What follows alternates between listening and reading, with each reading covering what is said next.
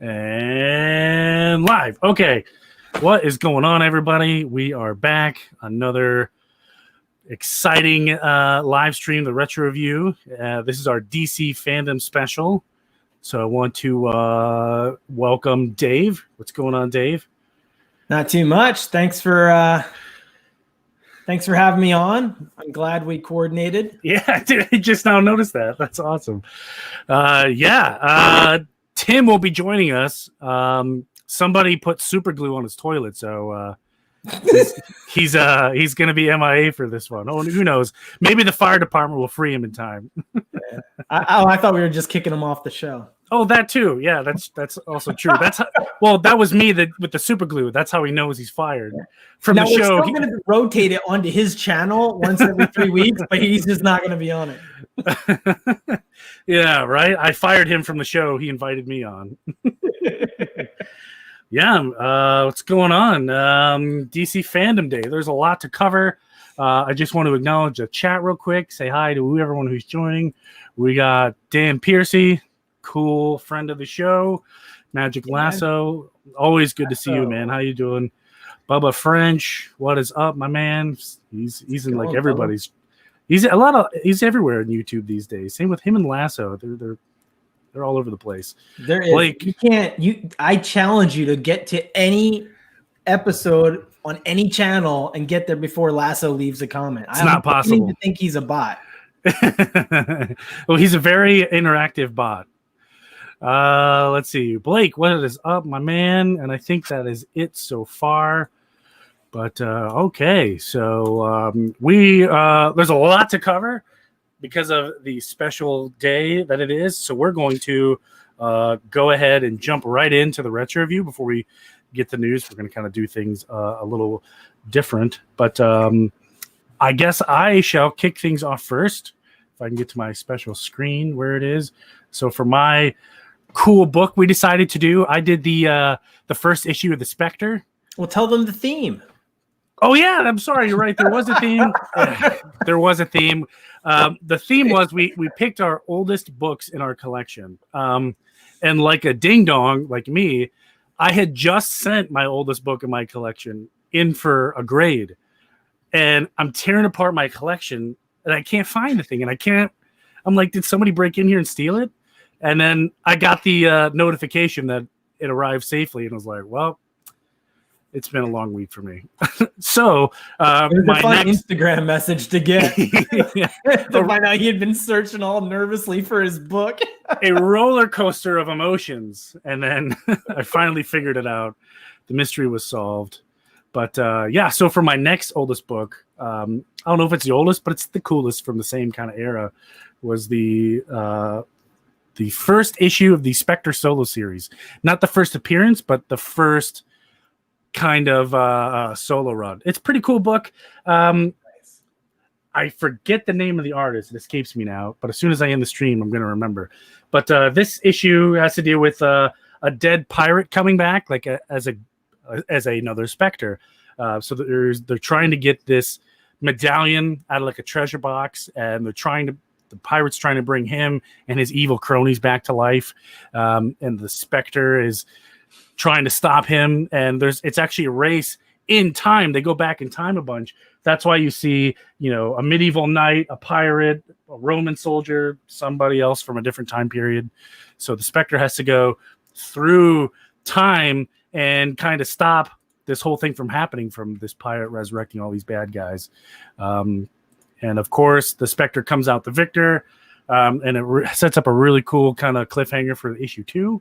Who knows? Maybe I'll get into it some other time. But that's kind of the majority of this particular issue. It's short and sweet, but I will hand off to you, sir. Well, poor Mike wants to know what book it would have been. It would have been my Captain Marvel from 1942 or 43. The little mini book. I think I've showed it on the show a couple of times. It's the one that got. I think you have. Yeah, it's got a buy war bond stamp on it. Yes. I'm not sure of the complete history of it or where it came from, but I ended up with it. That's the oldest book in my collection. Oh, that's gotta be neat seeing that come back. You're getting that graded? Yeah, but then again, the book is like this big, and the slabs are like comic size, so it's ginormous. We should get those little mini candy comics graded. See if they can get mini slabs. You know what? Now that you said it, like the comic you sent, I still have the super $1 million high tech shipping container that it was sent in. But yeah, that's not a bad idea. I was searching eBay. I mean, I could find the comic for sale, but I could not find the book slabbed. So that would be kind of cool. But yeah, they're literally this big, those comics. Yep. I showed my wife, and at first she thought it was like a sticker that looked like a book. Well, no, it was actually a book. I should have warned you. It was coming in just a regular envelope. Well, what was really cool is when you first showed the world that you got these books, you had the camera zoomed in perfect, and it looked like just a regular size issue until you saw your hand go on the screen and grab it, and you're like, oh my God. It's ginormous. Yeah. But that's always fun. But yeah, what'd you pick for your book? All right. So you sent me on a journey, Tony. You see all the books I've got back there, and over half of these are DC, and you tell me to go find my oldest one. So this honestly would have been impossible a year ago, but I finally got them all in the online database. And so, but there was still no way to sort it by date. So I was like, all right, let me just think of the oldest titles I can think of, and one by one, I'll see the date on it. So that's what I did. And so I'm going to go in reverse order. These are my 10 oldest DC books by title. Wow. Okay. And the reason I'm showing it is because it was actually a fun kind of journey to go through and see the books I had. I don't get to see them often, right? So number 10 on the list would be Brave and the Bold, number 60, the first appearance of Teen Titans and Donna Troy. Wow. What year is that? You said 1960? Yeah. You know what? I had this all written down. Give me a second. And I lost it, didn't I? Agreed. CLZs. See, we were supposed to do it the other week, and yeah, shame on me. I've lost my notes. So that's okay.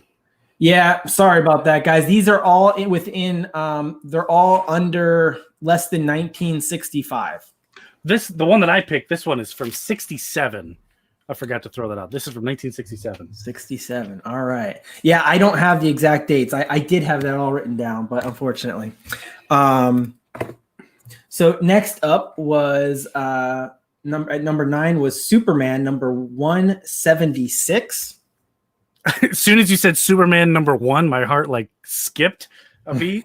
and then he kept on. I was like, okay, all right, we're good. World's Finest, number 144. Wow. That is cool. Yeah. So you can see it's like I'm just going by the titles, and they are ordered correctly. So next up was Batman 162. That is awesome. That is a sweet cover. Yeah. Yeah, I had a lot of fun going through these. I didn't even remember I had some of these. Justice League of America, number 24. Wow. Is that a key issue off the top of your head? I don't think so. It's just an old book. Just an old book. All right, here's a key. Flash, number 131. The first time Green Lantern appears in a Flash comic. That is cool. All right. Here's a key. We've got Detective Comics number 298. This is going to be the first Silver Age appearance of Clayface. Whoa. First Silver Age. That is awesome. You know, Lasso, I really don't think CLZ would help. And I've just actually been talking email correspondence with the app that I do use. And I think I'm going to get a little test account to do a video. But anyway, what are we at? Number 8 or number 3 on the list is Green Lantern number 1. I knew that was on this list somewhere. Yeah, you thought that was the oldest, didn't you? Come on, who can guess? I'll guess number 1. I won't guess number 2. Number 2, Action Comics, number 262. That's old. You happen to know what year that is? I want to say it's either 60 or 59, I believe. Okay. Because I think I have these all ordered. Number 1, I'm gonna guess that not necessarily the whole title, but I'm gonna guess it's Action Comics something or Showcase something. My oldest DC book. Yeah. Tony, I know why Tim's not here tonight, because Tim didn't want to show up because he was too afraid, because Tony really gave me a softball here. Showcase 22. The first appearance of Green Lantern. Oh man. Appearance of Hal Jordan as Green Lantern. So that's awesome. Clearly Tim wasn't man enough to stick around for this one. So yeah. So we ready for the retro review on Showcase 22? Yes, someday, as soon as I can get one, as soon as I buy one, we'll do the retro review on it. I'm just kidding. I'm just kidding. Right now. Yeah, go for it. I'm just messing with you. Go for it. So this is an interesting one, actually. I hadn't read it before. It's 3 stories. And let's just say I don't think this book has aged that well, the stories at least. But it is different than the Green Lantern we know today. Definitely different. So the first story, Abin Sur lands in a desert and he's dying. Okay, that part's the same. It is his duty to find a replacement. So he tells he tells the battery of power, not his ring, to go find him a replacement. Then he determines that Hal Jordan is the most honest and without fear. So there's also an honest element to this. And he explains to him that he is going to be a space patrolman. And then the green light will give him power over anything. So it doesn't necessarily talk about willpower. It's the green light that does it. And it also talks about there being a yellow impurity in the metal that powers the battery that will also make him powerless. But without it, the battery loses power. Okay. So he gives him the ring and says that it lasts on a 24-hour charge, and then he's got to use the power battery. After Abin Sur, then he dies.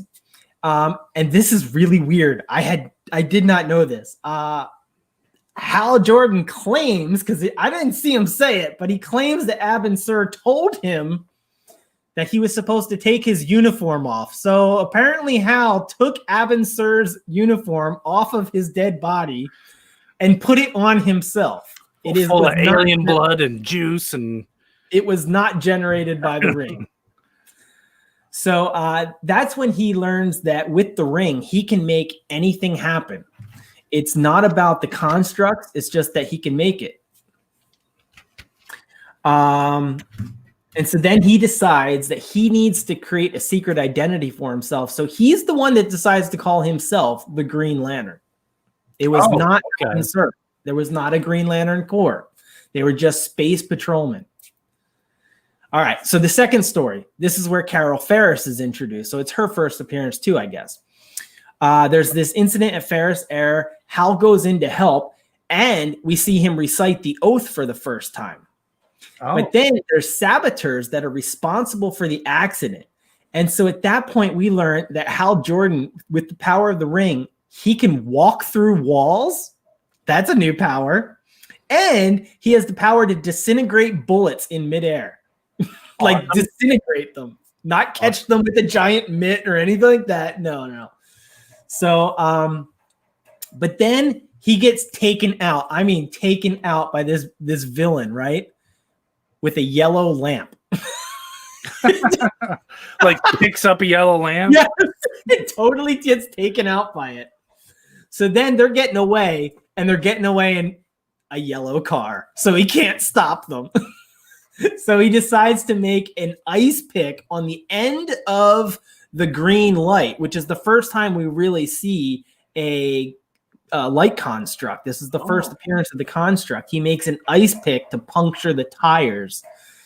And so when he gets back, though, Carol Ferris is now in charge of Ferris Air because of the accident. Her father leaves. She had been dating Hal, but now that she's in charge of Ferris Air, she just dumps him. It's like, yeah, we're done. That's awesome. So the third story, and this is where it gets really weird. It starts off, Hal can't take the fact that he got dumped. And he starts getting really, really handsy with her. And she's like, knock it off. And like I said, it doesn't age well. It's an HR complaint. Yeah.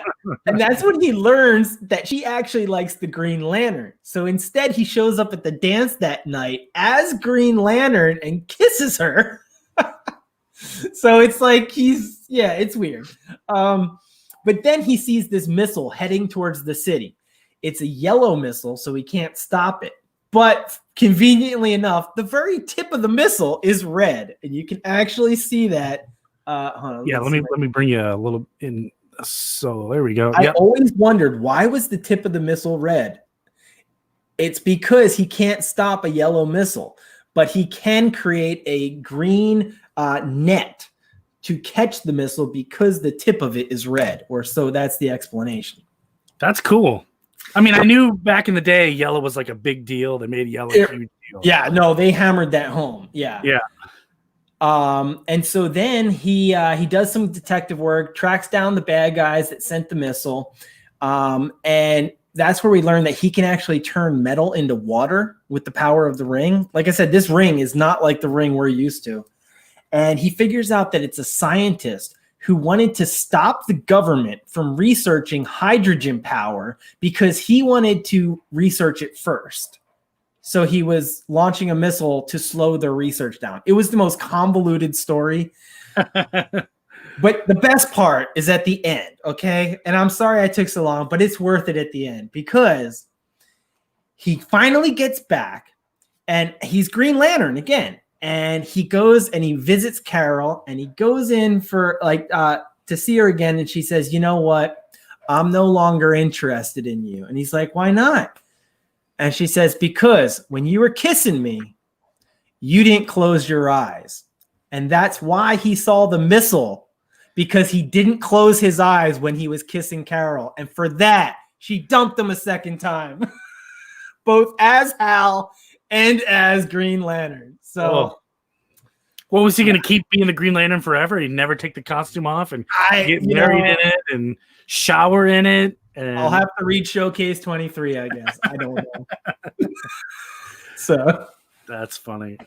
Interesting stories for sure. Yeah, those old ones are. You guys like those books? It was fun. Like I said, getting to go through them. Yeah, I like those old ones for sure. Okay, so let's should we keep going here with our quick reviews for our new books? Yeah, because I've been there's a lot of new books to read. We missed last week, so we've got a lot built up, and there's some really good stories going on. Yeah, I'll give you. You want to do Death Metal real quick, and then I'll bring in the guidebook because that was the next one in the line. Yes. So, Death Metal. We've got the A cover, and then I also picked up the Art Germ cover. Oh, lucky. Those Art Germ Supergirls. Well, this is kind of like the dark version of that. It's awesome. I think there was another cover that everyone wanted. Was that the Robin King one? Honestly. Yeah, that was the super high expensive 1 in 25 or something. Yeah, I don't know why I wasn't interested in it at all. So I much prefer the Art Germ. But okay, so Death Metal 3. I'm going to go through this real fast. Page 1, we learn that there's a Brainiac Batman and an Atrocitus Batman. Oh, and a Silver Surfer Batman. Silver Surfer Batman. I'm not even joking. It's weird. So, okay, so we're visiting again this dark world. It's kind of governed by these dark Batmans and these dark Robins. They've got parademon Robins flying through the air. There's this machine that's killing Superman's Kryptonian cells. He's kind of trapped in this machine. It's killing his Kryptonian cells and is going to consume him with the anti-life equation. And that's when the bad kind of Frank Miller version of Batman shoots the good version of Batman. And but it's okay, because the good Batman, he survives the gunshot with the use of, and I'm not even joking, I'm totally not making this up, quote unquote, he survived with his bat blocker. Bat blocker. A bat blocker. Makes sense. I guess. That's all we know. That is the bat blocker. So, okay. That's how he can survive a point blank gunshot. The bat blocker. Bat blocker. Is that anything like shark repellent? I guess. So then the Robin King shows up. He kind of messes with the Flash a little bit. This is like maybe the one funny part of the book.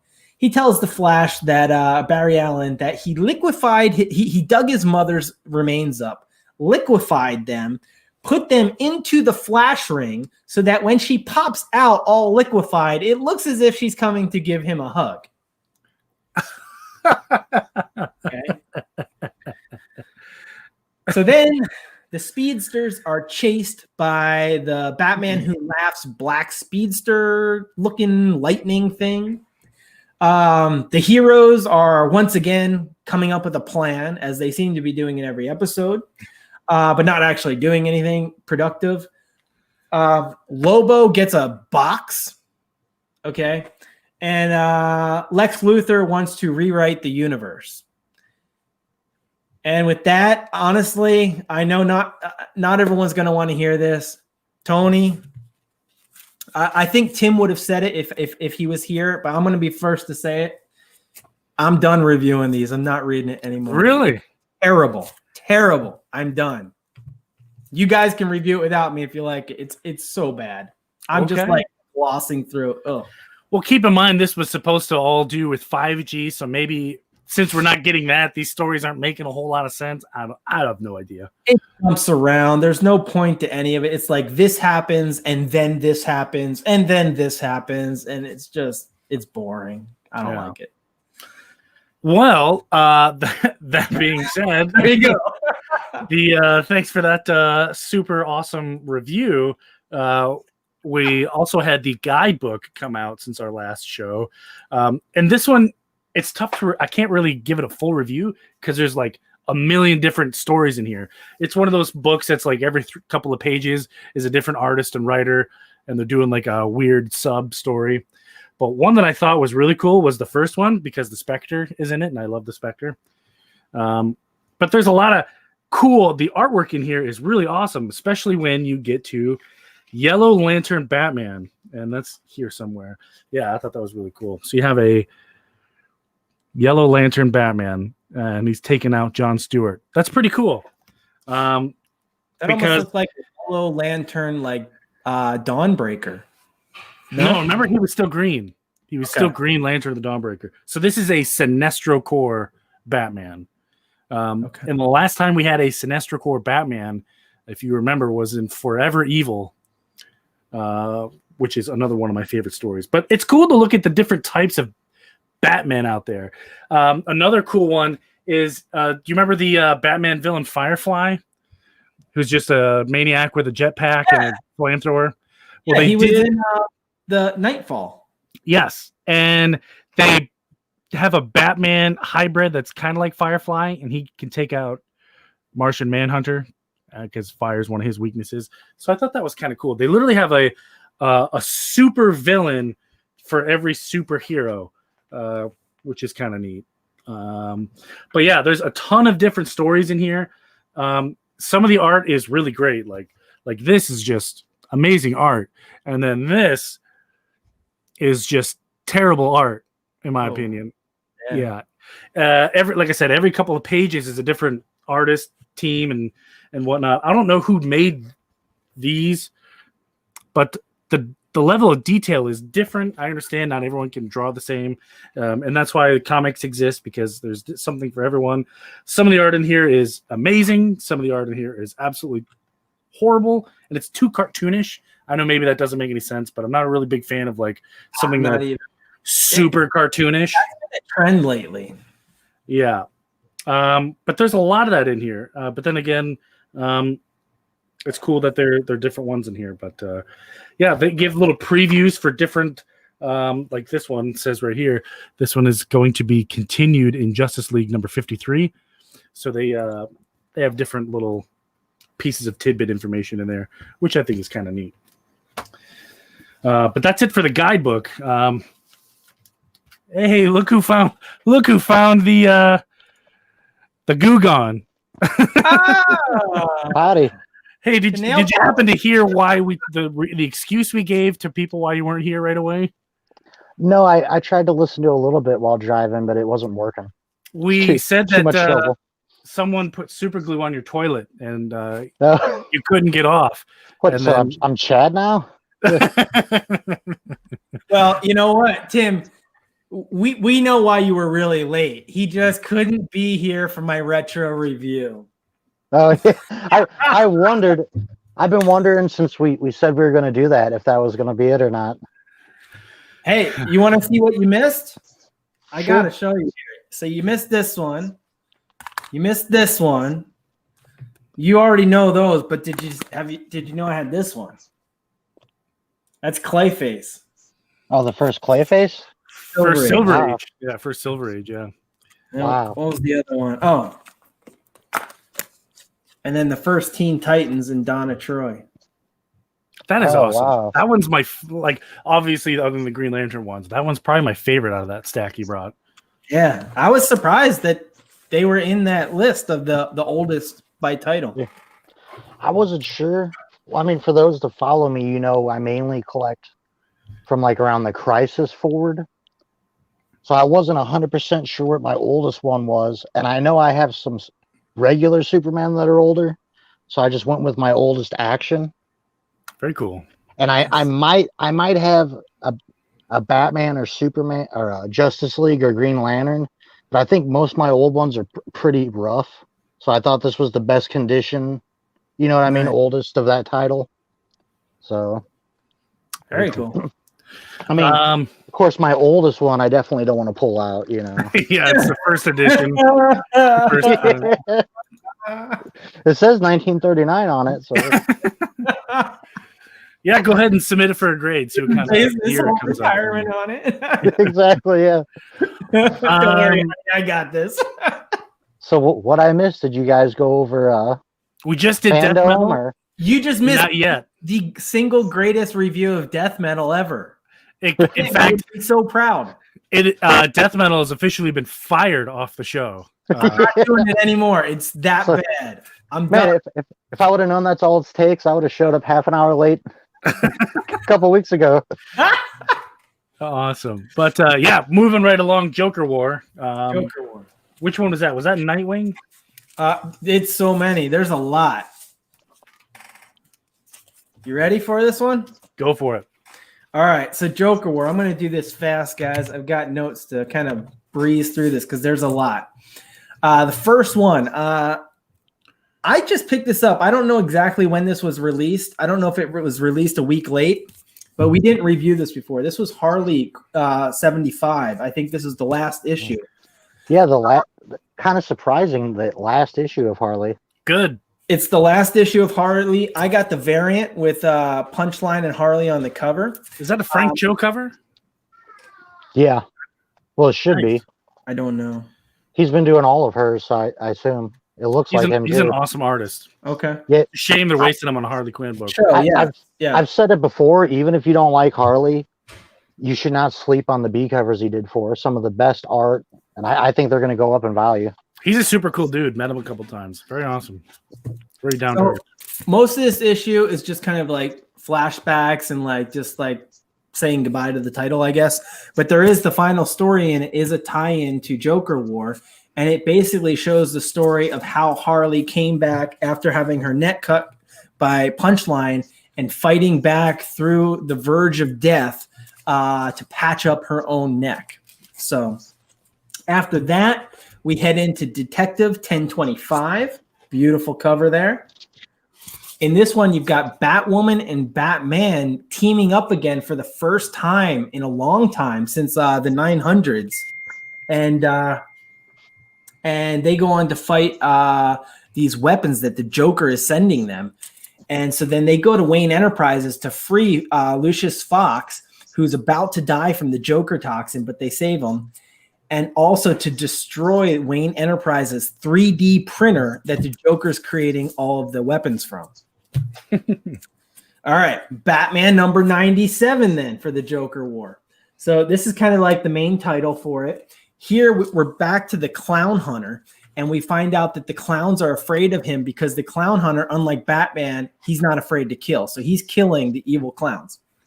Punchline, again, we realize that she is not insane. She doesn't have like the head issues that like Harley had.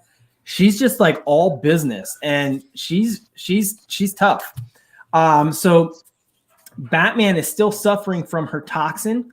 And so he decides that the only way to fight it is to go like all Daredevil. He ties a ribbon around his head so he goes blind and fights the Joker's zombies that were in that theater. And as he fights his way out into the street, Harley shows up and saves him again. Joker and Punchline are sitting high above the city, just watching everything burn and making plans to gas all of Gotham. Harley takes Batman back to her hideout, cures him of Punchline's toxin, but in the process, it first makes it worse, so he hallucinates. And we end off with his hallucination of him and Alfred saying, "We gotta talk."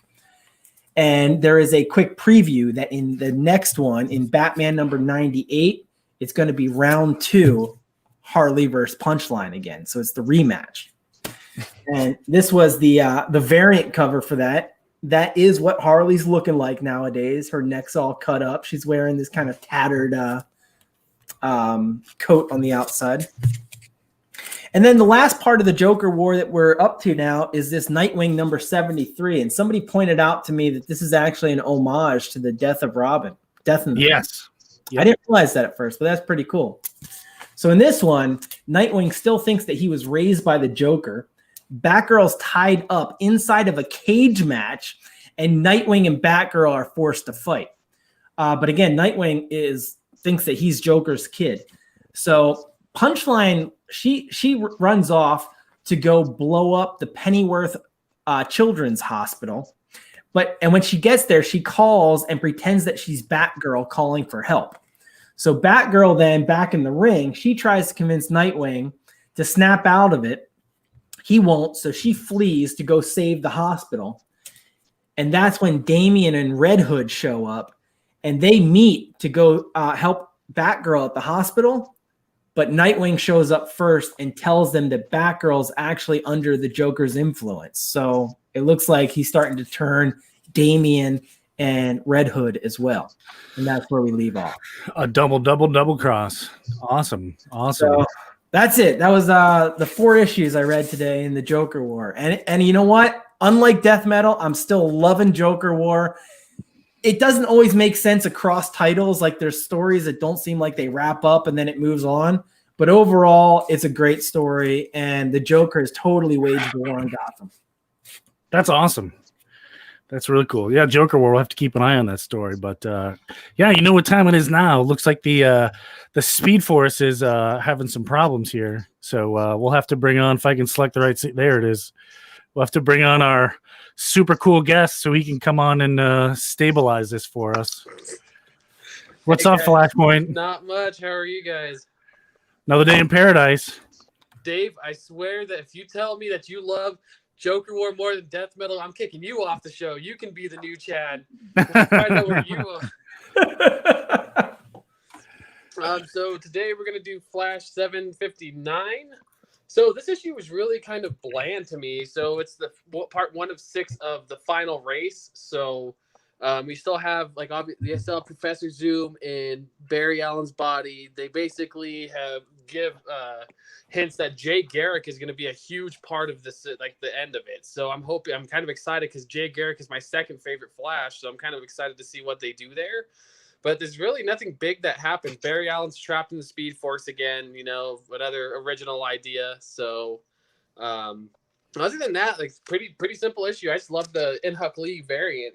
They're the variants that they're coming out with for this last little bit of the Flash have been pretty great, honestly. And I'm sad to see Williamson stop writing the Flash. I feel like that was one of the best rebirths that they had going for him. Yeah, I forget what he's moving on to. I heard, but I don't recall. But who knows? Yeah.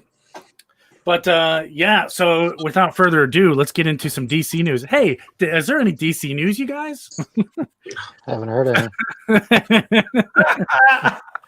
Haven't heard any, then you must be dead, sir. Have they canceled Harley yet? Yeah. Sorry, you know why they call it death metal, right? Because yeah. DC Comics died during it. Oh man, you guys are too They funny. didn't cancel anything important though, at least just Nightwing. That's true. Actually, that's not even true.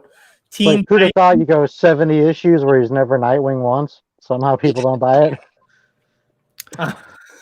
So I'm going to kick things off if that's okay with you guys, because I'm a huge fan of the Suicide Squad. So I want to talk about them right away. Lots of Suicide Squad news got dropped, both movie and video game news. So Did you guys see today at Fandom? Were you watching the Suicide? I wanted to, but I was driving, but I was listening to it. Okay. But I came back and started watching the footage when it was all over. But holy cast of characters. It is a monstrous cast of characters. And if you remember the first Suicide Squad movie, the guy who played Slipknot, I can't remember him, but the character Slipknot died within like 15 minutes. Yeah. And it wasn't very cool. And then I look at these characters, I'm like, wow, these are like big names, small characters though. Yeah. So I don't know what to think. It's a big cast of characters. One of my favorite cast they revealed was Idris Elba as Bloodsport. Mm-hmm. That's gonna be cool. Oh, Blood. There's a name you haven't heard in a while. Bloodsport, yeah. Yeah. Do you have the full list? I'm looking for it right now. I just had it, but I pulled up a different article. John Cena is playing Peacemaker. Yep. Peacemaker. Wow, this is like the 90s. Dude, they dug deep. Yeah. Wow. They went like E-level DC characters. Is Bloodwind in this too? No, but we have Black Knight. Black Knight is in there. I forget who that guy is. Michael Rooker for the Walking Dead fans. He's playing Savant. Yes, Wow. and what is that guy's name? He's playing Polka Dot Man, which I think is Polka Dot Man. weird. We got King Shark. Yep.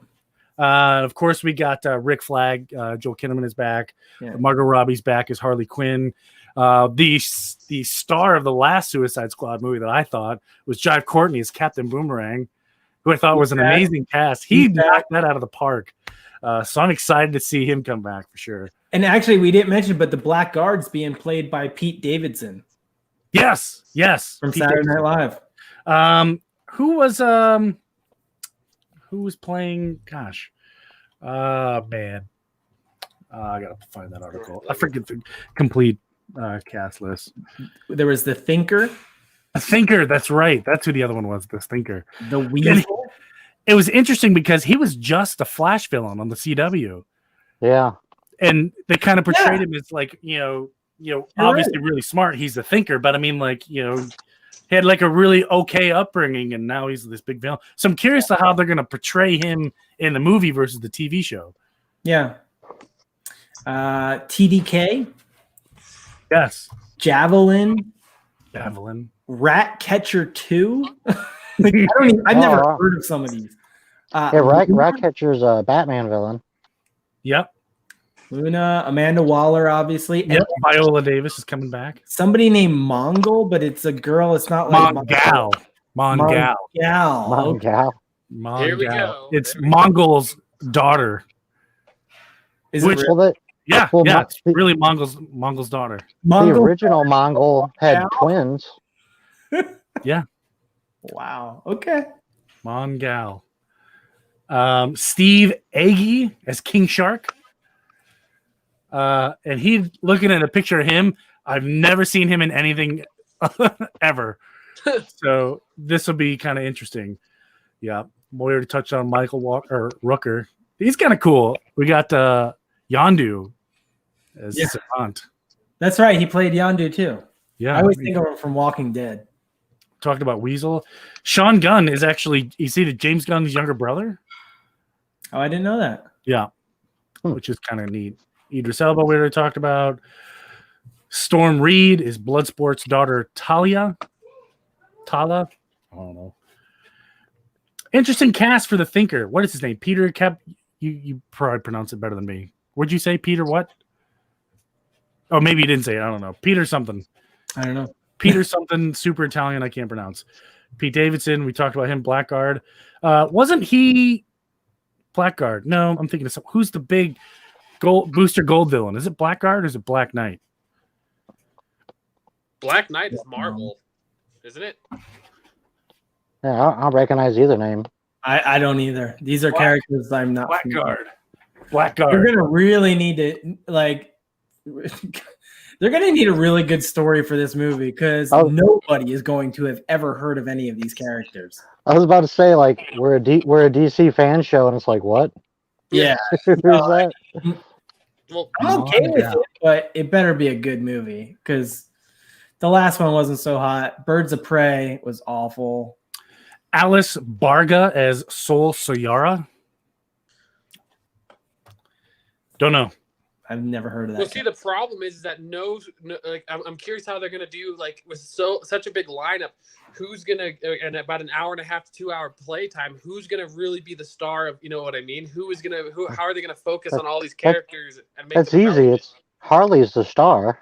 I will Yes. shoot myself. Well, she honestly, if she died in the first 10 minutes, I'd be okay with that. Like, It'll never happen. Punchline shows up and that would be awesome. I'd rather, I'm excited to see them expanding the DC universe with all of these lower named like villains. Because Blackguard, if I remember, was like 1 or 2 issues that I remember him being in. I don't remember him like that's an interesting choice for like a villain to like because I had to think about that. I was like, I only remember reading an issue of having him in any sort of book. So Yeah. Even Bloodsport, if I'm remembering right, what was he like? A couple Superman arcs in the 90s, yep. something like that. See, one thing I don't understand is Mongal. If she's going to be, I can't imagine her being a member of the Suicide Squad because she's like Mongol. She's like got infinite strength or whatever. I can't imagine Amanda Could be Waller. the villain. She could be the He's villain. sending people on a death. You see, Mongal makes a little sense. As Green Lantern fans, you should remember the original Mongol had a twin son and daughter, and the daughter never amounted to much. But at least it's something that kind of exists. Yeah. But in Yeah. here, in the movie, it says Mongal is the daughter of a tyrant named Mongol. So it's the direct offspring. So if she's a part of the Suicide Squad, how'd they pull that off? Maybe there's some story how they captured her and forced her into this. I don't know. But I like think what you that would said, be a maybe good she's, not, villain. maybe she's not Yeah. even part of the Suicide Squad. Maybe she just shows up. I have no idea. Yeah, I think that'd be a great villain. Yeah. Who knows? I'm disappointed that you didn't list Killer Croc. No, he's not in the movie. I liked him from the first one. I did too. Can you imagine a Killer Croc and King Shark in the same Suicide Squad? Yeah, that'd be awesome. I don't They think fight they can each afford other. the CGI for both. Did you see Who here the? watch Justice League Dark, the last Justice League Dark movie? I did. It was awesome. No, it just showed up on DCU, so I'll be doing that now. Check it Well, out. It's worth I don't want to spoil anything, but Tony, you remember King Shark's dialogue? I just want to point at that. I just remember that funniness. If you remember the one of the first Suicide Squad animated movies, Assault on Arkham, King Shark, pretty funny in that movie too. I've never seen that one. I think I think I just bought it though. I think it was like $3 at Walmart. He just bites people in the head. That's all he does. I would love to see like a good Clayface and a good. I mean, Killer Croc is one of my favorite villains. A decent Catwoman. I would love to see a decent like Catwoman if they're gonna portray her as a villain in the DC universe. I would love to see this. There's so many better villains that they could have brought though. It's just I don't know. Like Mongal is kind of just like a. Who knows? She might not even be the villain. She might not even be the big bad. So I think Maybe they're setting it up for Mongol, you know? So I got a question for you guys because I only saw a little bit of Fandom before I had to leave. I just saw a little bit of Wonder Woman and the Batman video game news. But did they announce anything regarding the Batman villain for the film? For the Robert Pattinson Batman? Not that I think that's going on now, isn't it? Isn't that panel at 8:45? Oh, is that going on? Oh, okay. Yeah, I think that was the one that they were bringing up. Well, I think the panel starting at Fanboy's start time was the multiverse panel, and I'm like, oh, like the one Tony's going to want to see. I know, that's what I wanted to do, and then... They've been talking about the multiverse a lot today. I know, and then one of the local comic book shops that I'm filming let me know that now would be a good time, so I'm like happy and kind of upset at the same time because I wanted to listen to that panel, so I didn't get to see it. But it was cool. I wonder why the multiverse is so important. I wonder what movie would be coming out that's going to affect the entire multiverse. Well, actually, so they did. Yeah. They had a panel with the Arrowverse, and they were talking about just how important Crisis was that they did, and how they at first they didn't even think they were going to be allowed. In fact, they almost just kind of threw it out there and were stunned when they weren't told no. And they're like, "Oh, all right, well, let's keep going then." And so. But what it's turned into is in the way they brought Ezra in, you know, to talk to I can't think of the name of the guy that plays Flash on Arrowverse, but when they had that meetup in the crossover, that's like a big thing, bringing TV and movie universes together like that. So, and that was just the beginning of the whole multiverse thing that I saw pop up today, and then at various times throughout the day. Multiverse kept coming back up as being really important. Yeah, and that ties directly into the Flash. Lots of big news regards to the Flash movie. What'd you think, Flashpoint? Batfleck. I'm so excited. I don't know what anybody says about him. Batfleck is my favorite Batman. I'm super stoked that they announced him as the Batman for the Flash movie. Like, I really hope they just do this movie right. Because, see, I'm curious, and it's hard for me to kind of be completely okay with the way they're doing The Flash because, you know, Wonder Woman got her own movie. And I feel like, you know, I was talking to somebody else and like really getting down to it, Flash is one of the most important characters in the DC universe. Like, if you really think about it. His ability to go back and change things. And with, like, Flashpoint, like, where he created the entire New 52, I really believe that, you know, they should have done him better by giving him his own standalone movie and introducing Eobard Thawne before just, here you guys go, here's Flashpoint, you know? Yeah. Well, I think bringing Batfleck back is good for so many reasons. One, it's the same Batman we've seen with this Flash. Yep. Two, he's older, which is great for the mentor role. And I've said it before, I love Ben Affleck because he's a true fan. I think the scripts really hindered him in his movies. So maybe if we're lucky, we might even get to see his script at some point. Which Batman were they bringing back other than Batfleck? Which one was Michael that? Keaton, right? Michael Keaton's Batman, yeah. So I'm curious to see how those two are going to... Who knows? Maybe there'll be a brief second where they meet and they shake hands or whatever, and there'll be a funny dialogue or something. Well, what movie is Michael Keaton tied to? Is it The Flash? I don't know. I think it was The Flash. I can't remember because I think maybe he's playing Thomas. That's what I was going to say because I don't know if that part's confirmed yet, but I'm pretty sure Michael Keaton's playing Thomas Wayne. So they should never meet, which I mean, it would be cool if they did, don't think so. I think he's playing Bruce Wayne. I do too. I agree with Tony. I think he's playing Bruce Wayne.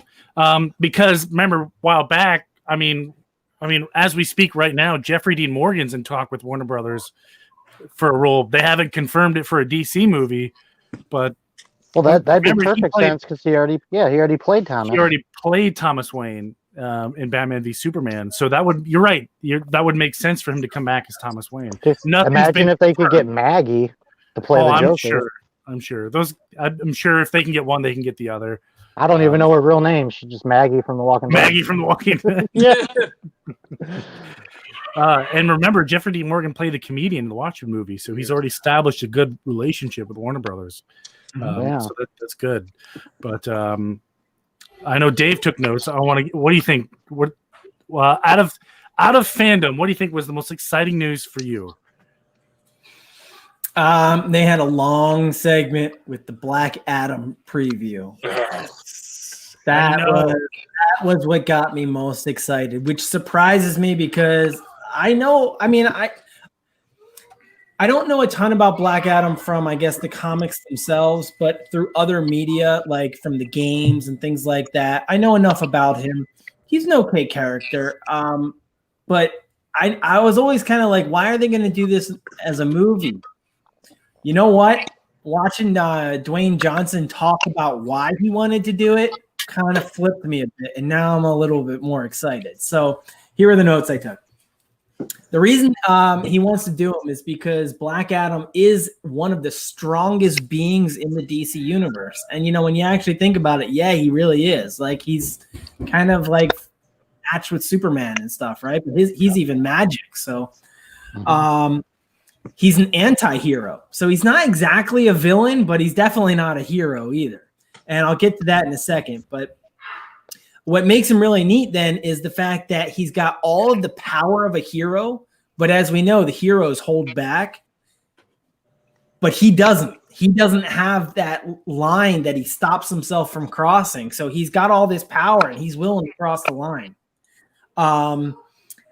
His background then and kind of why he's like this is he was a slave, I think, in ancient Egypt, right?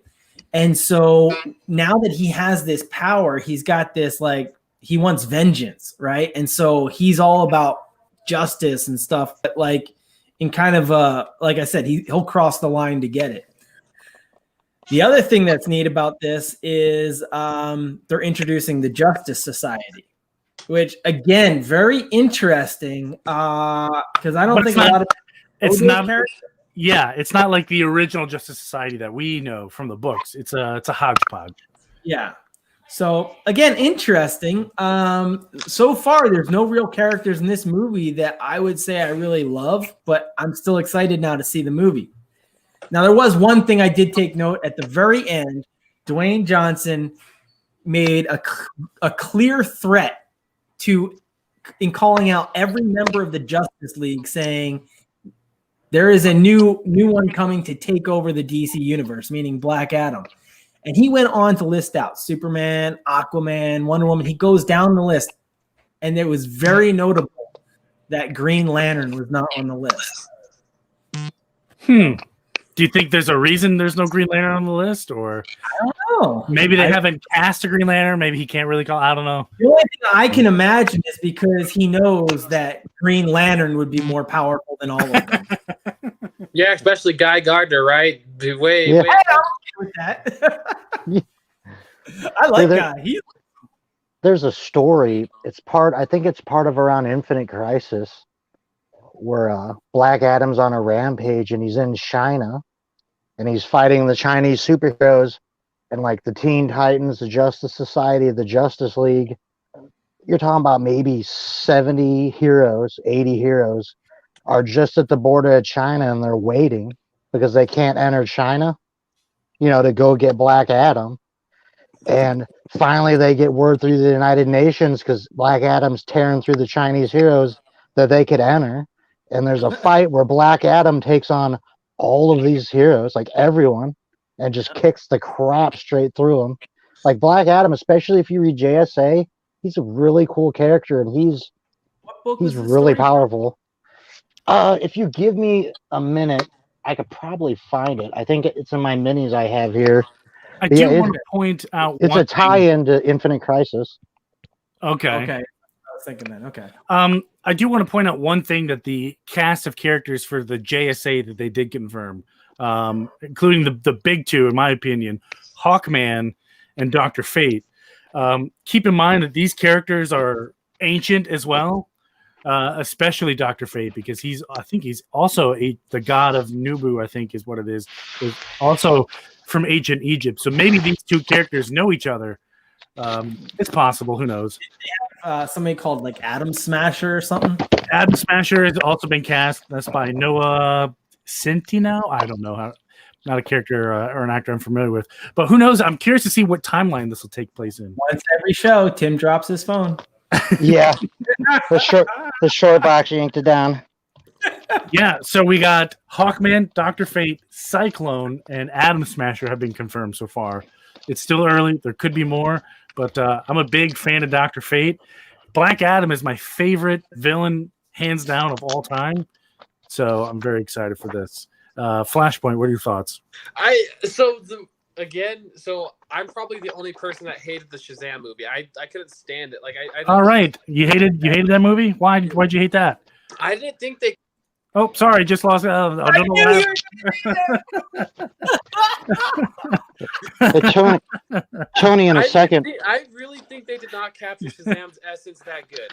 I think it was just wow. way too like childish, and I don't really think like they captured Billy Batson's like inner like turmoil of trying to cope with becoming a superhero, and I felt like they kind of just like rushed it and then made it like, oh yeah. And then introduced the Shazam family already, which was like, okay, I feel like they're just rushing. And it's not just Shazam, though. I feel like a lot of these movies, they're just rushing and throwing stuff in, trying to expand the universe. And they're not doing a good job of it, because I felt like if I remember correctly, like the Black Adam, I think that would have been a perfect like first villain and then he should have gotten his own like spin-off movie. Would have been a great first villain to have. Because if I remember correctly, there was the movie, the animated movie where Black Adam was trying to take Billy Batson's power, if I remember correctly, and Superman helped him. Like Superman was trying to help him become a hero and all that stuff. No, Black Adam knew Billy Batson was going to meet the Wizard, so he's trying to kill Billy Batson before he got the chance to meet the Wizard. Yeah. Okay. Yeah. So I haven't seen that one in a while, but see, that would have been a good starting point. It doesn't even have to be Superman, but something along the lines of that. Like I didn't. I'm excited for Black Adam, and I love The Rock. I feel like Dwayne Johnson does so good in so many different roles. Like I think Black Adam is like a perfect character for him. I think he's going to portray the Black Adam really well. I think depending on how they script it and how like because it's hard because like Dr. Fate deserves his own movie. Like Dr. Fate, the JSA would have been so cool if they would have gotten their own movie like back before if they could have done a timeline where the Justice League before the Justice League and then had the JSA with like Jay Garrick, all the original but we'll see how it turns out. Who is the director of Black Adam? I don't remember. This guy, man, I don't even know how to pronounce that.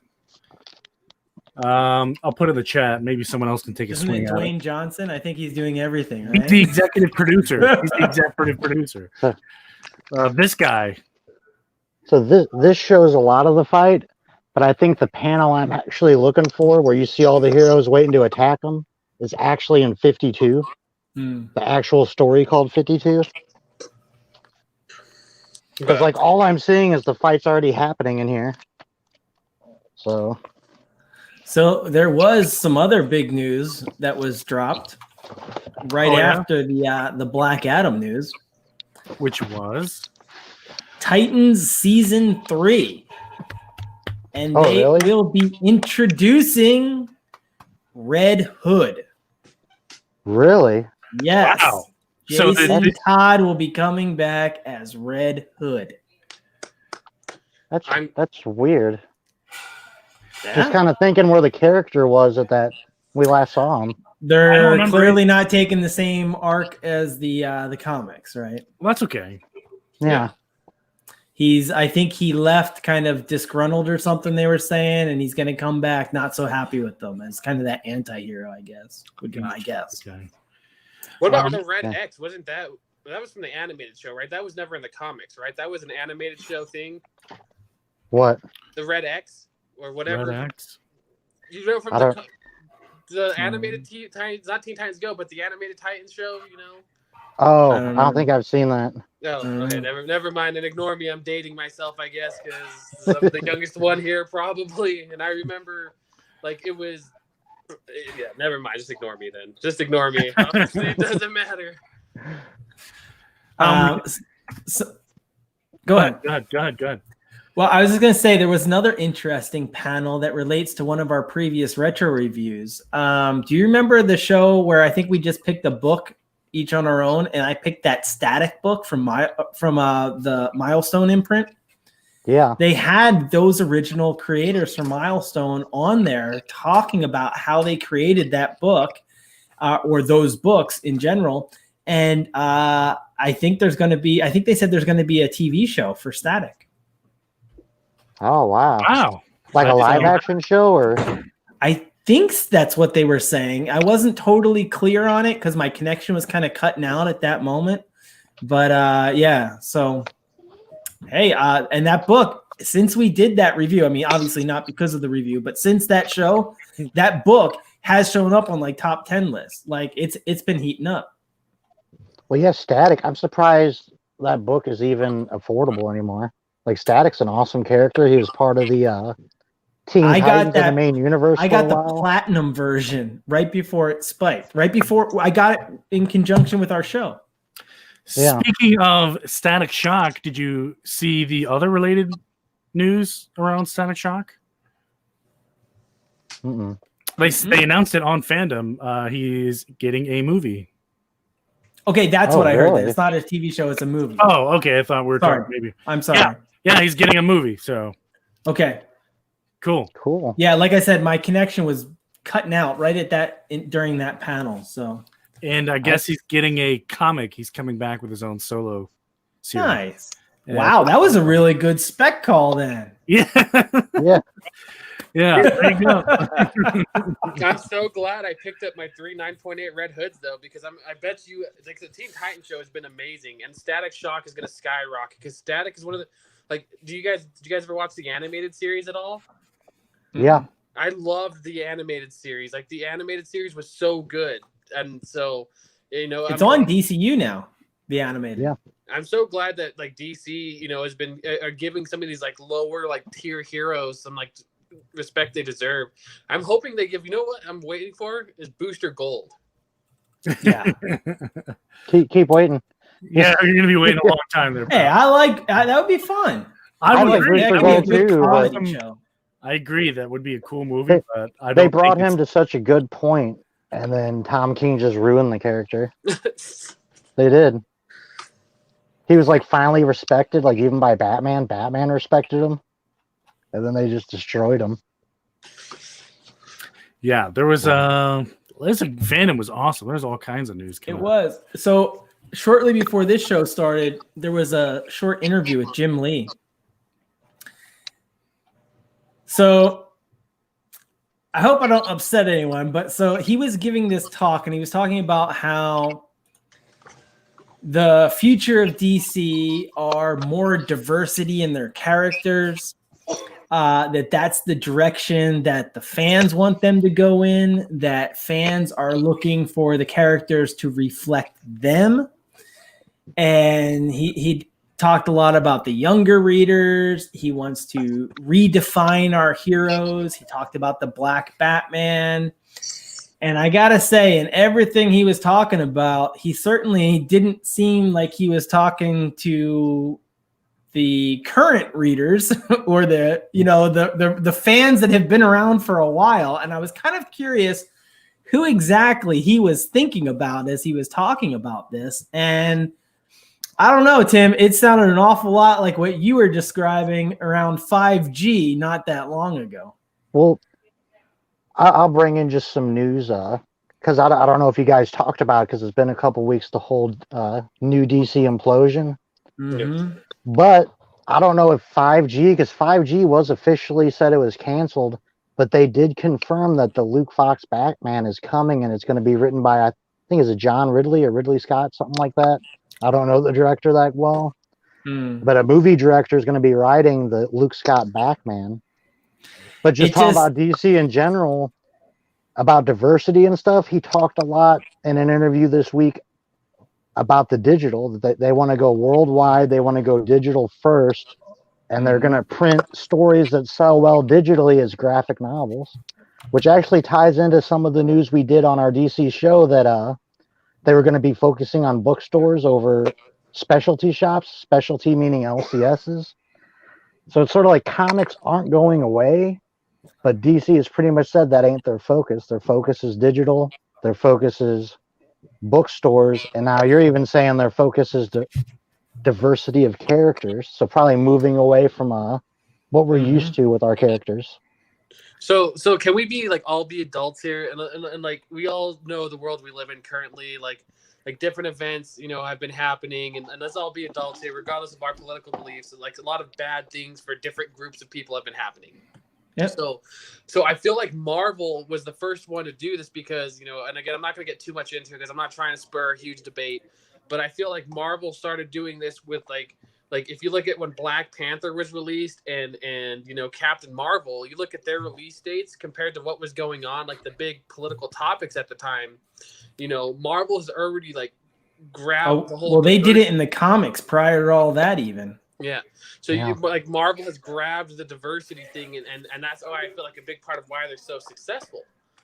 But I feel like the thing that Marvel has done that I hope DC doesn't do is that Marvel has done that I hope DC does is that I'm okay with a female Batman. I'm okay with a black Batman, a Hispanic Batman. Like I'm okay with whatever, but don't just throw away the originals just because they don't fit the political agenda or people, you know what I mean? That is what my concern is with the way that the world is going in terms of diversity. Like I'm all for it. I'd love to see new heroes like arise and see a different take on Batman and Robin and all of these things, as long as, hey, Bruce Wayne is still like OG Batman. Let's give him some love too, or Barry Allen. Like even if they wanted to do a female Flash, like a whole series, I'm down for it. You know, as long as Barry Allen, you know, Jay Garrick, Wally West, all of them, like, hey, let's not throw away what we know just to try and be politically correct. See, I don't care what they do as long as they kill Barry and Hal off. I'll be fine moving. I'm just playing. No, you know what it is? They need to focus. Like I was listening to him talk, and he clearly was not speaking to me, right? No. And it's just like I'd rather they focus on telling good stories and not worry so much. Because as he's talking, I'm thinking of the DC universe that I know, that I've been reading. And it's like, I think of this huge diverse universe with like aliens and all kinds of different heroes from different backgrounds. And I'm like, okay, I'm seeing something that's already very diverse. Focus on the stories. That's what I care about. And frankly, what he was saying was not true. I am not reading these books to see myself reflected in the characters. No. Like, not at all. Like, I'm going there for the stories. For Superman, who we all love, his skin might be white, but he's not a white human male. He's an alien. Yeah. He does not think the way we do. Like, and I agree with what you're saying. DC has such diversity. If that's what you're worried about, why do we have a Batman Joker or a Batman Dark Knights? We could be having a Naomi story. We could be having a Static Shock story. You have those characters. Where are they? You don't have to change Batman into that character. Yeah. You know, use the characters you have. You know, look at Batwoman, a really awesome character, and for some reason it was put on the back burner and not given any attention at all. And remember that you know she's a character who's in a same gender relationship. Yeah. So there's some diversity right there. They only gave her a couple issues. And that was it. You know what's so weird? So weird about Jim Lee saying that? Yeah. You know, DC's catching heat because they wouldn't let Harley and Poison Ivy be gay in the comics? Yeah. Well, I think that's... So, I mean, if you really care about diversity, why are you pushing back on that so hard? Yeah, it seems strange to me. I don't know. Well, I think it's all political, though. I think it's not just comic books. I think in everyday life, though, if we look at like everyday life, it's not just like comic books that are going through this. It's everything. You know, everyone is trying to push back because, you know, I'm trying to be as politically correct so the show doesn't get taken off the air because I know how YouTube is. I'm trying to like work. Of course, that happens on my channel. But for the record, we're not against anything. We're just talking about comic books here. Like, we are I- not against I- anything. Like, I support everybody, you know. I support Yeah. happiness, you know, and I'm okay with that in comic Yeah. books. I'm okay, but like, don't piss on me and tell me it's rain. You know what I mean? Jim Lee, don't tell me that you're trying to make a diverse DC universe exactly like everyone else is. And when there's Static Shock, there's John Stewart. Like, give Mhm. John Stewart a damn movie. Let's make John Stewart Green Lantern movie. There's diversity right there. Static Shock, like a Batwoman movie, a Poison Ivy movie. Like, I could go through 100 different characters that that DC has made over the years. They even popular. turned Alan Scott homosexual. So I mean, there's a character, that we could be showing too. Where's he at? Yeah. It's And that's the big thing is like they want to preach diversity, but I think they're just trying to preach like, hey, let's what? they want to change it to fit the political scheme of things. Honestly, I think DC is trying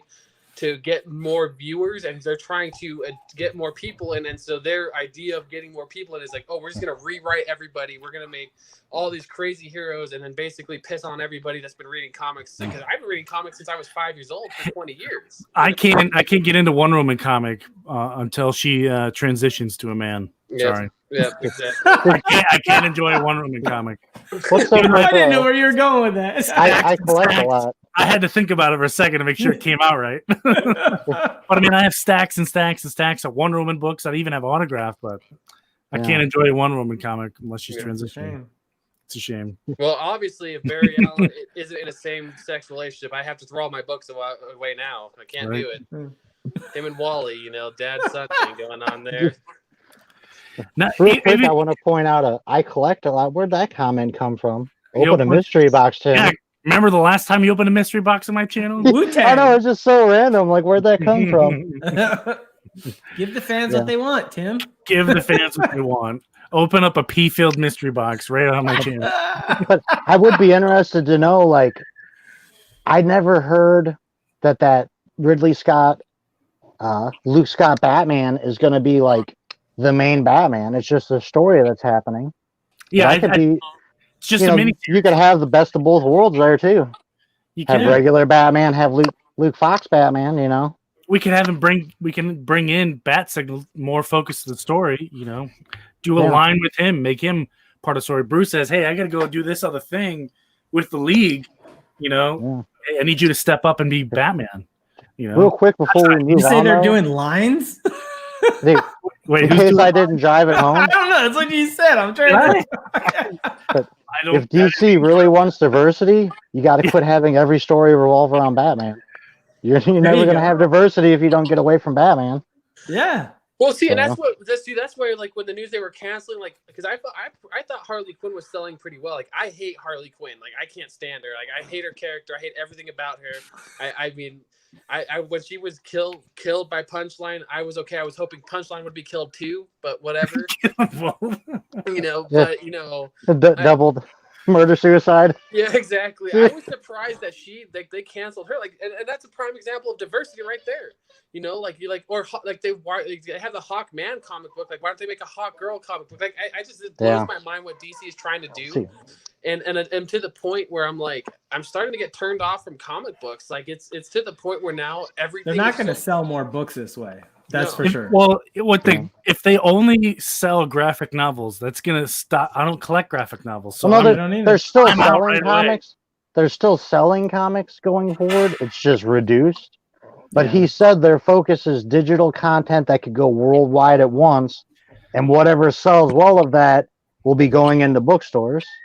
And like even said on a statement, our focus is bookstores. Keep in mind, what about the specialty shop, So keep one thing in mind. They can say all these things, but these are just ideas. As soon as it doesn't work, it's all going to get canned. Just kidding. This is all a big joke. But well, I think that's what happened to Harley is her movie did so badly. You're starting to seeing the repercussions all the way to the comic book.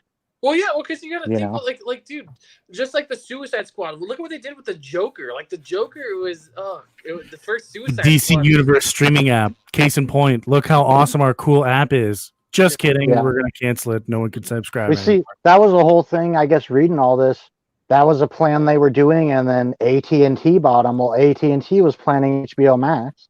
So as soon as they got bought, they're like, we don't care about your DC Universe app, Yeah. Now, so let me point this out though, because I've watched most of the day. it was extremely kind of like upbeat and just kind of a happy thing. Like it was and they did it pretty well too. Like I like the way it was all presented. I didn't hear any talk of the whole firing things. It was like none of that ever happened.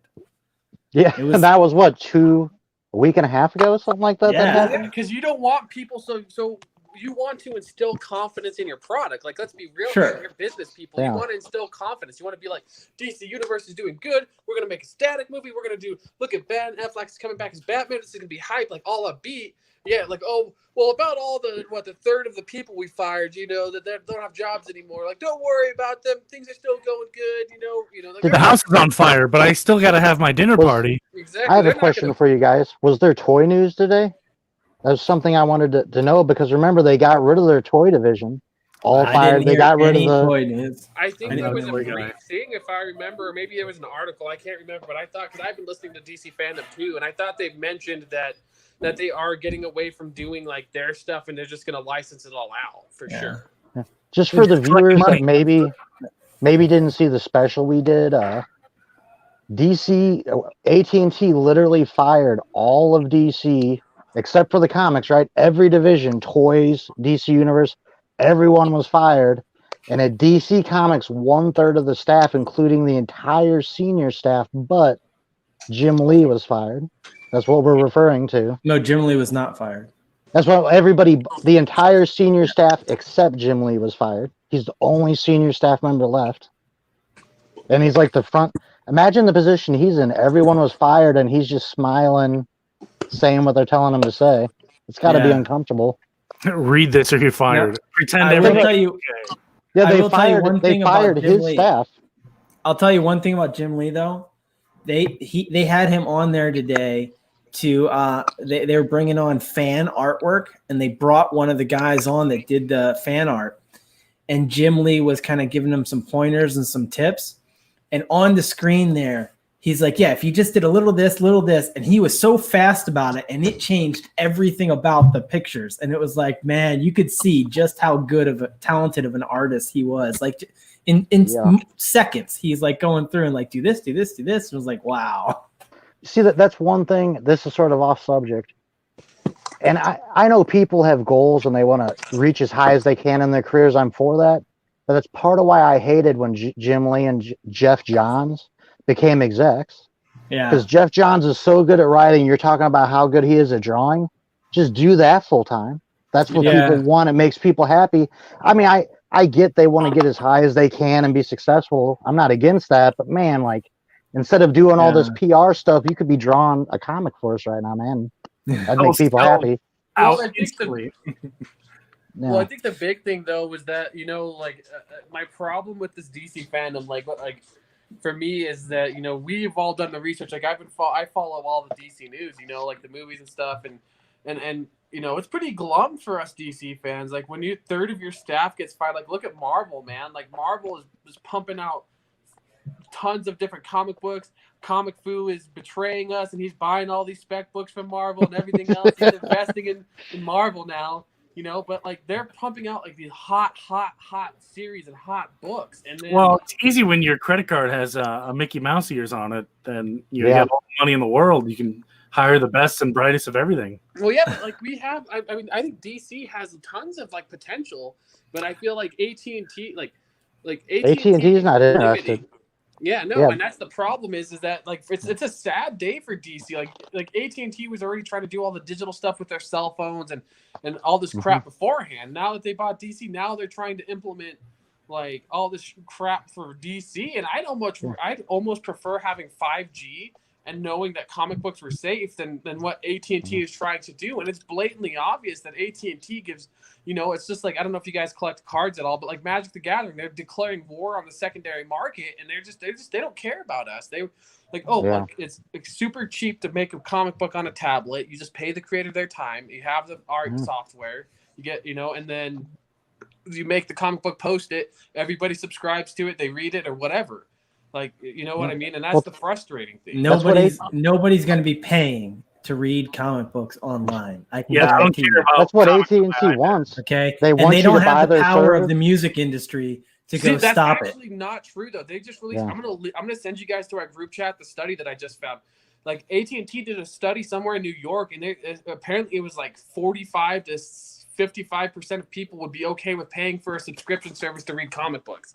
Like I found New York Oh, City. whoa! It depends on who you're asking. I am Like, too. Like the DCU app, I read my comics there. I am not going and buying new comic books that I can't get the physical read online. It will never happen. They won't get a dime out of me. Oh no, they won't. No, I don't think they're planning on doing that. No. But I'm just saying they're going to do another. It won't surprise me if they announce they're going to throw all of their comic books on HBO Max. You know, they're going to just throw like a comic book section. Yeah, that's fine. Well, that's what they care about. They care about their phone service. They want you to. So they're thinking digital. They want their comics on the digital. They want HBO Max. Yeah. HBO Max, they think, is going to be their savior. That's going to get them out of debt. They think it's going to be the next Netflix and Hulu. And that's what they're trying to do. Let me tell you, it's really nothing to talk about. Yeah. Mm. So, but talking about people like us, we like physical comics, but there's a whole group of kids that are used to reading their manga on their phone. You know what I'm saying? That's the people they're heading towards like that. So you're saying we're a bunch of old men? Goddamn kids. We're trained differently. We grew up in a different age doing things differently, but I've talked about before just how successful manga is, how easily accessible it is. That might be something they're looking at too, being digitally, if they did it right and had an app like Shonen Jump where maybe you could read the last 3 comics for free and then you pay to subscribe or pay to buy. I mean, manga outsells comics crazy amount, 10, 20 to 1. See, but the thing though with manga though is if we're gonna compare though, what does manga have that DC doesn't? Manga has consistent writers, so I'm huge into anime. I buy all the consistent books. Art. Yeah. Consistent art. They have consistency, consistent art, consistent writers. So you don't have a different writer writing the next book, or you know what I mean, or swap. They also have a beginning and an end. Yeah. Like One Piece. One Piece is my favorite anime of all time. I think it's been the same writer for all like 1,000 chapters or whatever they're on now. You know what I mean? It's consistency, and I feel like DC doesn't have that. Like Marvel has consistency. All of these other companies, like even IDW and Dark Horse, are starting to pick up and get some fire because they have consistency. Well, it's just like, let's do the best American equivalent, The Walking Dead. You have one guy, one artist, and it's a story that has a beginning and an end, and look how successful that is. Yep. Yeah. I think that might be something DC wants. Like, what if this Batwing story, Luke Fox, what if it's just an actual story that maybe runs 50 issues and has a beginning and an end? Yep. That could be hugely successful. Yeah, I agree. I would chalk it up to a mismanagement of talent. I mean, there's a lot of DC comics and writers out there that are awesome artists in mediocre written books, and vice versa. You have some awesome writers in mediocre drawn books. Blend them, man. I'm okay. I don't need 25 new issues every week. I'm okay with that. That's the exciting thing about what they said is focusing on the main comics going forward, which could be boring, but then again, every comic could be fire. If you do 5 new issues a week, for a year and just see how that goes. Just pick your core books. But you're right. They need to stick with an artist and a writer. They need to get us interested in being fans of these artists and whatnot again, right? Like back in the day when you could actually look at and be like, that's Jim Lee artwork. That's Rob Liefeld art, and people would follow these guys. You don't see much of that today. But again, it's because I think lack of consistency. I've been reading the new Teen Titans over the last couple months. That's a shame because it's been canceled. No, the new Teen Titans from the 80s. And Marv Wolfman wrote all of it, and almost all of the art's done by Meteor would kill me. I'm blanking on his name right now. I can't believe it. Anyway, you know who I'm talking about. Well, the fill-in artist, I can't believe I forgot his name. But the guy with the chair of knowledge, Meteor? God of knowledge. But it was like the same artist, same writer, and the fill-in artist looked exactly like the main guy. Yeah. So like New Teen Titans 1 and 2, volume 1 and 2, all the way through looks and feels like the exact same. Yeah. They need someone to break out again, you know? Well, the way another thing, McFarlane did. George Perez. Sorry. Yeah. well, another problem I think that we have too, and this is like an industry problem, is like people aren't buying books to buy, like, to read anymore. Everyone's trying to make a buck I'm off of them. I specking, think- yeah. You all know what I spec mean? now. This isn't about like, you know, like there's nothing, like people aren't buying this book because there's nothing important about it. Like unless you're a true Flash fan, like I'm surprised the Flash didn't get cut. Honestly, I'm surprised the Flash was selling enough that, because I guarantee you, like unless it's Godspeed, like Godspeed and the Red Death, like there's never going to be any like hot Paradox isn't going to be done with anything. With there's going to be no like hot characters that are going to spike the book up to be $1,000 book. Like everyone is too busy trying to make money from the hobby, and I don't feel like people are enjoying it anymore. Like this is all new comic book day stuff. Like that's like I picked up a little bit of everything, you know, and I don't care about like, oh, like the Joker War. Like I don't care about, you know, the Clown Hunter and buying all these variants and all this crap. Like I'm reading these books because I want to read them, you know, because I enjoy collecting, and I feel like a lot of our community has lost base with that, you know, just like majority of YouTube channels now, I feel like are just pumping out auctions and doing speculating. It's not, it's, you know, I can't watch those YouTube channels that all they do is spec books and do auctions. I refuse to, because it's not what the hobby is about. Yeah. Yeah, I would agree. A lot of things that are damaging the industry as well. If you're AT&T, you don't care how much a book is selling for in the secondary market. You just care about how much your books are selling across the line. Off the shelf, right? Yeah. Right off the shelf. Yep. So, well, there's things they can do if that's what they want. There's things they can do to make every issue fly off the shelf. Not just issue 1 or a random first appearance in issue put number punchline on every cover. Well, exactly. But I mean, if Batman came out, you know, once a month and it was amazing, you know what I mean? Everyone would be buying Batman. They couldn't keep it on the shelf. You know, there's things they can do right now. They're just like, here's a bunch of comics. Hey kids, you want to buy some books? Well, think about it. Why is the Hush storyline so expensive? For the most part, that's not first appearances and stuff. It's because it was good art and a super famous story that everyone liked. So now all those Hush books are expensive. They're wasting the Hush character on a TV show, especially Batwoman, right? Awful as Batwoman. Yep. It's bad. Yeah. And I was excited for Batwoman, and I think I made it 6 episodes in. And I didn't make it 45 minutes before I showed I was going to say, you made it longer than I did. I think I watched the first 20 minutes, and I was like, nope, never giving it a chance. Just like Supergirl and just like a lot of those, you know, CW all the CW shows, it's let's complain about our romantic relationship. And like I tell my wife, it's a bunch of grown adults acting like teenagers. It's like, I don't know how to handle emotions. And, you know. See, the Flash was good until like I can't stand. Like I just told my wife like the other day, like we're not watching the Flash anymore because season 6 was so terrible that I'm like, and it's like, you know what? And Magic Lasso said this in the comments a little bit earlier.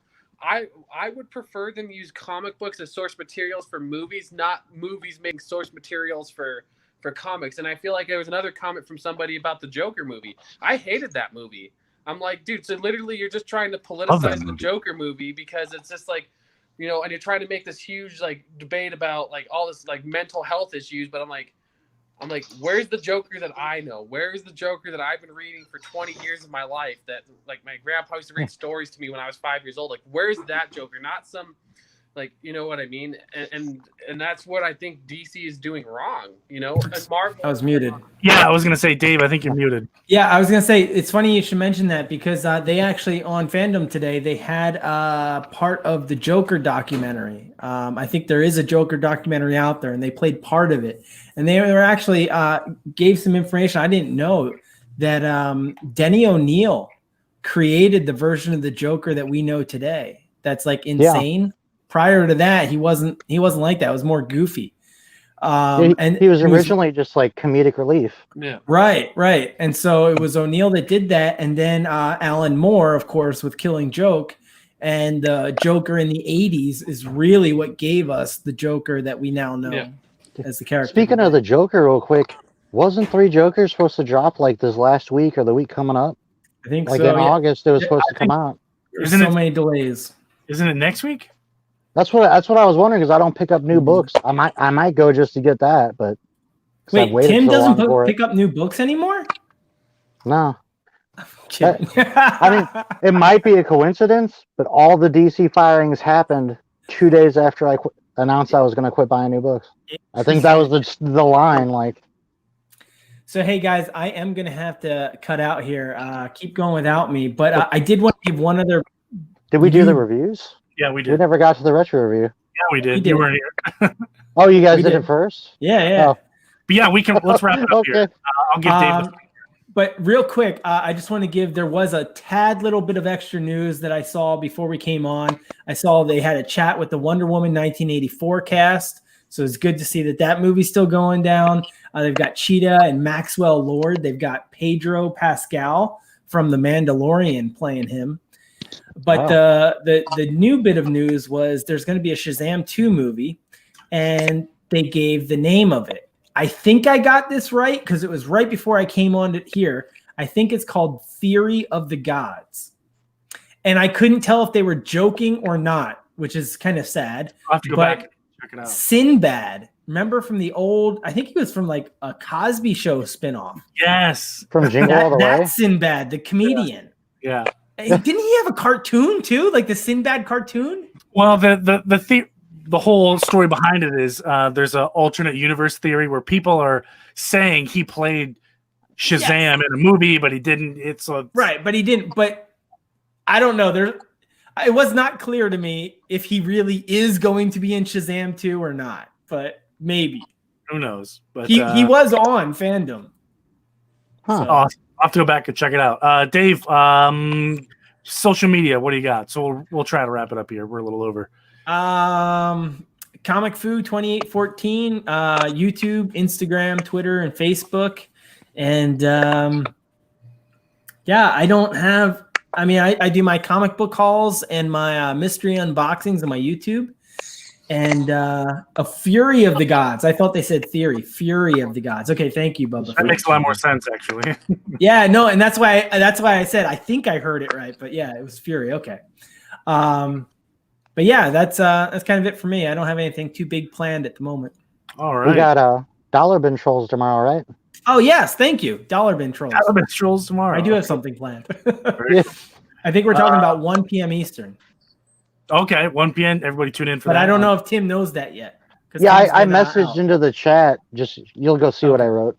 All right. Okay. Yeah, I didn't see the chat because I was doing this show called The Fanboys Live in the Retro Review. It started at 8:15 and.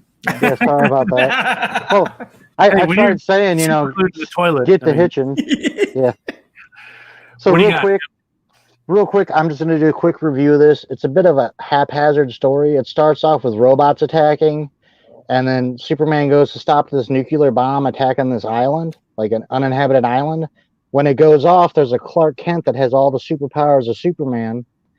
But then to come to find out, it was like this character I've never heard of escaped from the Phantom Zone, and the Clark Kent was not real, and he was going to trap Superman in the Phantom Zone, but Superman had figured it out and really re-trapped him.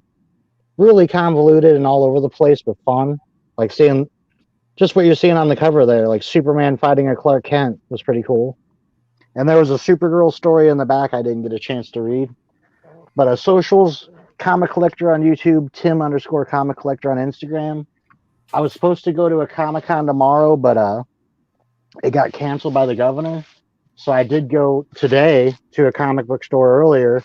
I was actually going to put a haul video up this evening before Fanboys, but didn't get the chance. So probably tomorrow, either in the morning or evening, I'll get that up. And of course, Dollar Bin Trolls on Foo's channel tomorrow.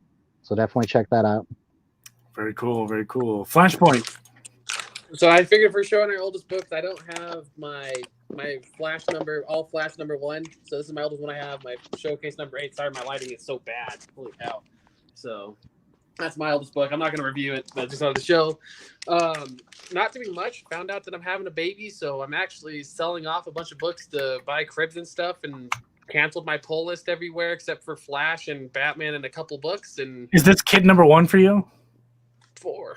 Kid, geez. 4? Yeah. Wow. So I will be. So I'm probably won't do much on YouTube anymore. I'll hop on with you guys, but I mean, you'll see me post stuff on Instagram. Really, Flashpoint Comics. That's it for me. What are you giving Matt a run for his money? Yeah, 7. Congrats, man. You're close. Yeah, I need to use condoms. I guess. I don't know. Yeah. You know, I don't know if you know, but they make this pill your wife could take. I'm just messing with you, man. No, it's not a big deal. Yes, So- yeah, definitely a big high five. Congratulations there. But on my Yeah. channel, Tony Fett. Obviously, if you're watching this, you know my YouTube channel. Same thing for Instagram, Tony Fett Talks. But on my channel, yeah, I've been really having a lot of fun with the comic book store reviews for Pennsylvania.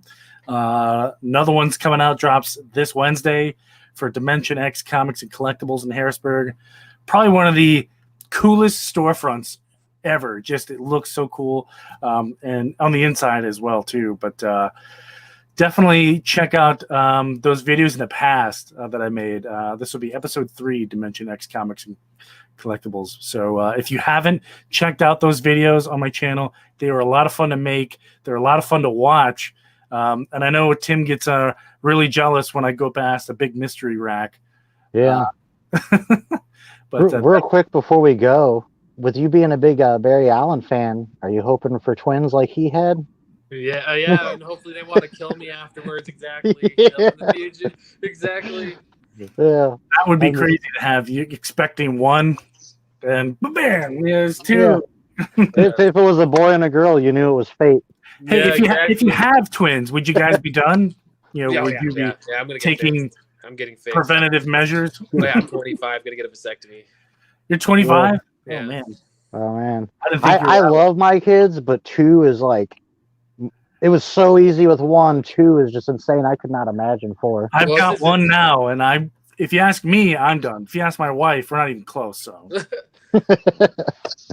Oh, Dipping man. into my comic book buying, man. Now I can't buy comic books anymore. No, I was kidding. You know, I'm going to change it for the world. You know, I'm pretty excited. well, that's what you have to say. I mean, Yeah. you talk to us off chat, you know, then you tell us how you really feel.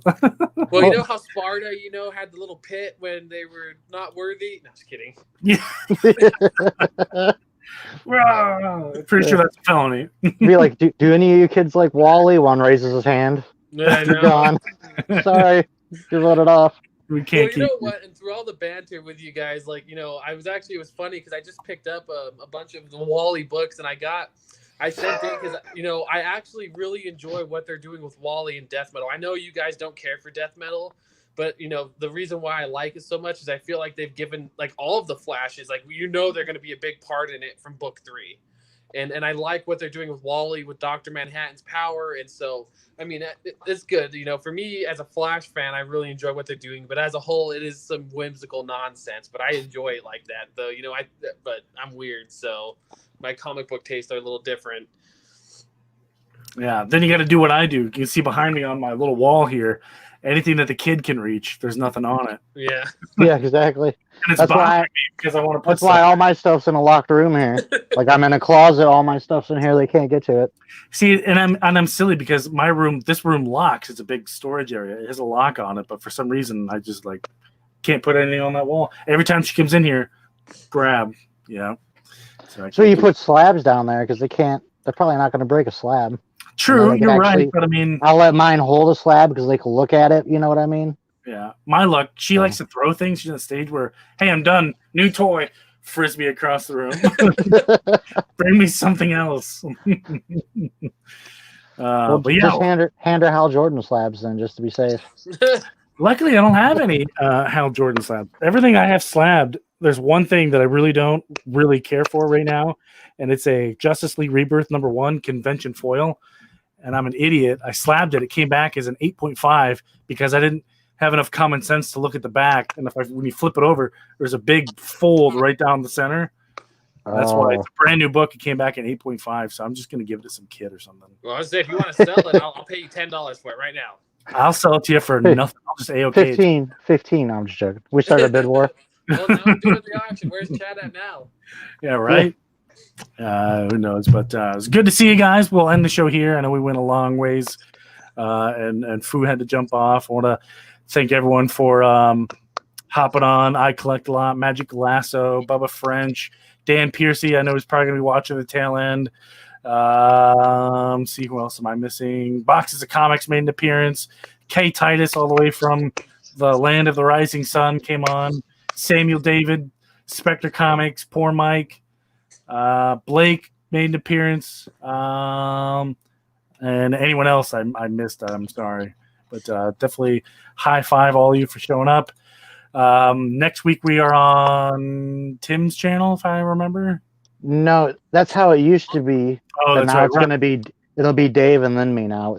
Me and Dave sort of switched spots from when you were gone. That's true. That's true. But awesome. Great. Thanks for everyone for showing up. High five to Flashpoint and for Tim for finally making the finding the goo gone and getting off the toilet. I'm the only guy that's never missed an episode and was this close to breaking the streak. I technically did miss an episode. I made an appearance. It was the Harley review. True. Yeah, I guess that's true. Yeah. So it's just Dave. Just yeah. All right. All right. We'll end it here. Thanks for tuning in, everybody. We will see you next week on Comic Food 2814.